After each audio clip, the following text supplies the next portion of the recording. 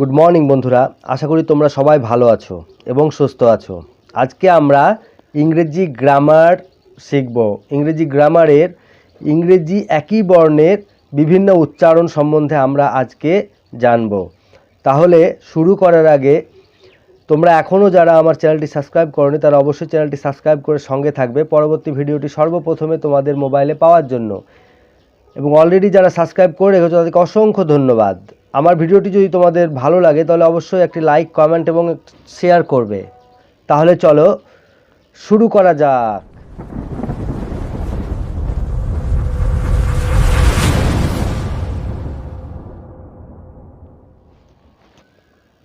আজকে আমরা শিখব ইংরেজি একই বর্ণের বিভিন্ন উচ্চারণ। মানে শব্দের মধ্যে দেখা যায় কিছু কিছু বর্ণ থাকে, যেমন সি, জি, এস এবং টি। এগুলো শব্দের মধ্যে বিভিন্নভাবে উচ্চারিত হয়। সি কখনো তালব্যস্বয়ের মতো উচ্চারণ হচ্ছে, কখনো দন্তাস্ব, কখনো ক। যেমন এস যেমন বর্গীয় জ, তালব্যস্ব, মানে বিভিন্নভাবে উচ্চারণ হচ্ছে। সেগুলোই আজকে আমরা শিখব যে কোন বর্ণের পরে কোন বর্ণ থাকলে একই বর্ণের বিভিন্ন উচ্চারণ দেখা যায়। তাহলে দেখে নেওয়া যাক। প্রথমেই আমরা দেখব সি এর উচ্চারণ। শব্দে সাধারণত তিনভাবে উচ্চারিত হয়, দন্তাস্ব, ক এবং তালব্যস্ব। তাহলে সি কয়ভাবে উচ্চারিত হয়? তিনভাবে, দন্তাস্ব, ক এবং তালব্যস্ব। তাহলে এক নম্বর দেখি, সি এর পরে ই আই ওয়াই থাকলে উচ্চারণ হবে দন্তাস্বয়ের মতো। তাহলে আমরা কি দেখলাম?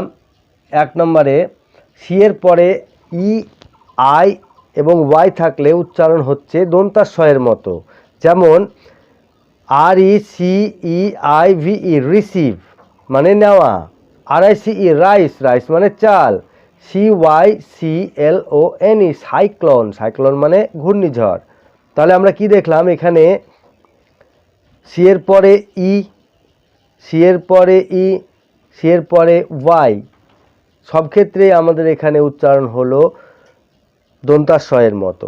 এবারে দুই নাম্বার, সি এর পরে এ ও ইউ কে টি, সি এর পরে এ ও ইউ কে টি ইত্যাদি বর্ণ থাকলে উচ্চারণ কয়ের মতো হয়। তাহলে আমরা কখন সি এর উচ্চারণ কয়ের মতো করব? না তো সি এর পরে যদি এ ও ইউ কে এবং টি থাকে তাহলে সি এর উচ্চারণ হবে কয়ের মতো। যেমন একবার উদাহরণটা দেখে নেওয়া যাক। যেমন লক, এল ও সি কে, এল ও সি কে লক, লক মানে তালা।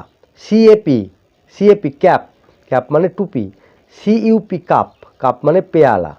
তাহলে এক্ষেত্রে আমরা সি এর উচ্চারণ কয়ের মতো করছি, কারণ সি এর পরে এ আছে, সি এর পরে ইউ আছে এবং সি এর পরে ও আছে। তাহলে এক্ষেত্রে প্রত্যেকটাতেই আমরা সি এর উচ্চারণ কয়ের মতো করছি। এবারে তিন নাম্বার, কখনো কখনো সি এর পরে আইএ বা ইএ থাকে, সি এর পরে আইএ বা ইএ থাকে, সেক্ষেত্রে সি এর উচ্চারণ তালব্যস্বয়ের মতো হয়। সি এর পরে আইএ বা ইএ থাকলে সেক্ষেত্রে সি এর উচ্চারণ তালব্যস্বয়ের মতো হয়। যেমন social, S O C I A L, social, social মানে সামাজিক। O C E A N, ocean, ocean মানে মহাসাগর। দেখো এক্ষেত্রে ইএ, এখানে দেখো আই এ, তাহলে আইএ বা ইএ থাকলে কি হয়? সি এর উচ্চারণ হয় তালব্যস্বয়ের মতো। এবারে আমরা তাহলে সি এর উচ্চারণ আমরা বুঝে গেলাম। সি এর পরে যদি আই ই ওয়াই থাকে তাহলে সেক্ষেত্রে হবে দন্তাস্বয়ের মতো। যদি সি এর পরে এ ও ইউ কে টি থাকে তাহলে উচ্চারণ হবে কয়ের মতো, এবং যদি সি এর পরে আই এ বা ইএ থাকে তাহলে সি এর উচ্চারণ হবে তালব্যস্বয়ের মতো। এবারে আমরা জি এর উচ্চারণ দেব। জি শব্দে সাধারণত দুইভাবে উচ্চারিত হয়। জি শব্দে দুই রকমভাবে উচ্চারিত হয়, যেমন গ এবং বর্গীয় জ। তাহলে কোথায় জ হবে, কোথায় বর্গীয় জ হবে, এটাই আমাদেরকে দেখতে হবে। তাহলে শব্দের শেষে যদি জি ই থাকে তাহলে জি এর উচ্চারণ বর্গীয় জয়ের মতো হবে। যেমন এ জি ই, এজ। নিচের কতগুলি শব্দেও জি এর উচ্চারণ বর্গীয় জয়ের মতো হবে। যেমন জিঞ্জার, জিআইএন জিইআর, জিঞ্জার মানে আদা। IMAGIN, ইমাজিন, ইমাজিন মানে কল্পনা করা। PIGEON, পিজন, পিজন মানে হচ্ছে পায়রা। তো এক্ষেত্রেও আমরা জি এর উচ্চারণ বর্গীয় জয়ের মতো করছি, কিন্তু শব্দে যদি জিই থাকে তাহলে জি এর উচ্চারণ বর্গীয় জয়ের মতোই হবে। তাহলে 2 নম্বর দেখি, অন্য প্রায় সব ক্ষেত্রেই জি এর উচ্চারণ গয়ের মতো হয়। যেমন GOLD, গোল্ড মানে সোনা। BAG, ব্যাগ, ব্যাগ মানে থলে। শুধুমাত্র জি শব্দের শেষে জিই থাকলে জি এর উচ্চারণ বর্গীয় জ হয়।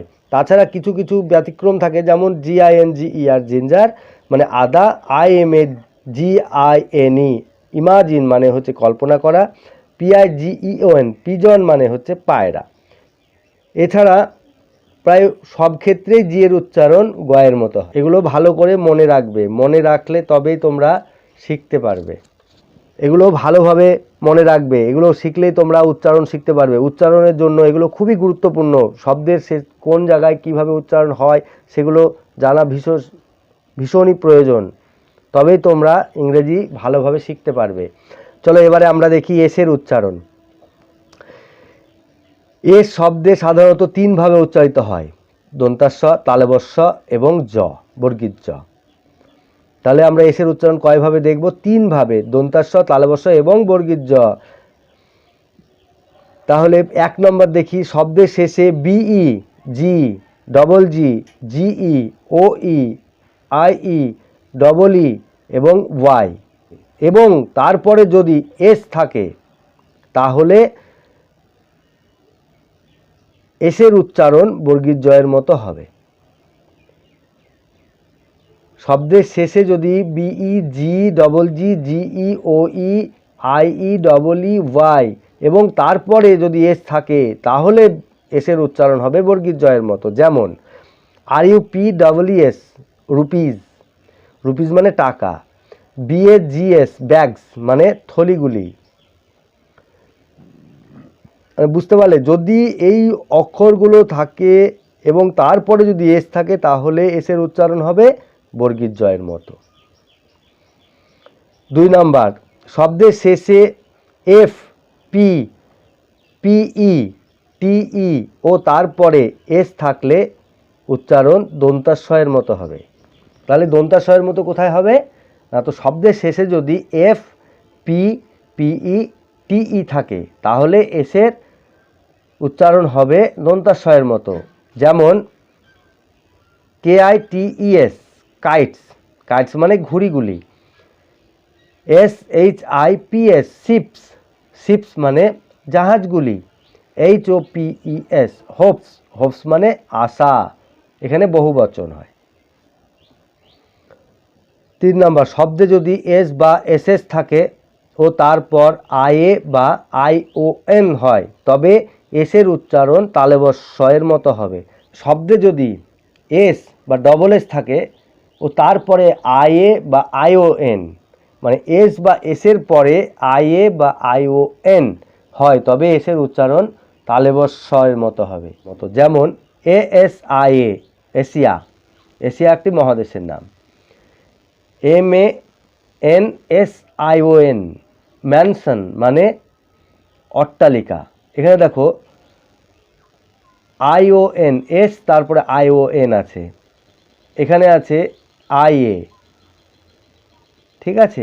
এইগুলো থাকার জন্য এসের উচ্চারণ এখানে তালবস্যের মতো হচ্ছে। তাহলে আমরা এসের উচ্চারণ কয় রকম পেলাম? 3 রকম, দন্তাস্ব, তালবস্য এবং বর্গীয় জ। কোথায় কি থাকলে কি হয় সেটা আমরা শিখে গেলাম। এবারে আমরা দেখব টি এর উচ্চারণ। টি এর উচ্চারণ শব্দে সাধারণত তালবস্য, চ, থ এবং দ এর মতো হয়। তাহলে কয় রকম হয়? 4 রকম, তালবস্য, চ, থ এবং দ। তাহলে আমরা দেখব 1 নম্বর, শব্দে টি এর পরে আইএ, ইয়ে, আইও থাকলে টি এর উচ্চারণ তালবস্যের মতো হয়। আইএ, আইই, আইও এগুলো টি এর পরে যদি থাকে তাহলে টি এর উচ্চারণ হবে তালবস্যের মতো। যেমন PATIENT, পেশেন্ট, পেশেন্ট মানে রোগী। PORTION, portion. পোর্শন মানে ভাগ। তাহলে আমরা এখানে কি পেলাম? এখানে পেলাম আইও, টি এর পরে আইও, এখানে টি এর পরে আইই। তাহলে এই দুই ক্ষেত্রে আমরা কি পেলাম? টি এর উচ্চারণ তালবস্যয়ের মতো। এবার আমরা 2 নম্বরটা দেখে নিই। যদি শব্দে এস এর পরে TION থাকে বা টি এর পরে URE থাকে, তাহলে টি এর উচ্চারণ চয়ের মতো হয়। যেমন FUTURE, ফিউচার মানে ভবিষ্যৎ, QUESTION, কোশ্চেন মানে প্রশ্ন। তাহলে আমরা কি পেলাম? যদি এস এর পরে TION বা টি এর পরে URE থাকে, তাহলে আমরা কি পেলাম? না তো উচ্চারণ হবে চয়ের মতো। 3 নম্বর, যদি শব্দে টি এর পর এইচ থাকে, তাহলে কখনো কখনো থ এবং কখনো দয়ের মতো উচ্চারণ হবে। তাহলে টি এর পরে যদি এইচ থাকে, তাহলে কখনো হবে টয়ের মতো উচ্চারণ, কখনো থয়ের মতো উচ্চারণ হবে এবং কখনো দয়ের মতো হবে। যেমন THICK, থিক মানে মোটা, THIS, দিস মানে এই। তাহলে এই ক্ষেত্রে এখানেও TH, এখানেও TH, কিন্তু এখানে THICK থিক এবং এখানে THIS, দিস মানে দ। এখানে থ, এখানে দয়ের মতো উচ্চারণ হচ্ছে। তাহলে টি এর পরে এইচ থাকলে কখনো কখনো থয়ের মতো হয় এবং কখনো কখনো দয়ের মতো উচ্চারণ হয়। এবারে 4 নম্বর দেখো, কখনো কখনো TH টয়ের মতো উচ্চারিত হয়, THও টয়ের মতো উচ্চারণ হয়। যেমন থমাস, THOMAS, থমাস। থমাস মানে একটি ব্যক্তির নাম। ঠিক আছে, তাহলে আমরা আজকে কি শিখলাম?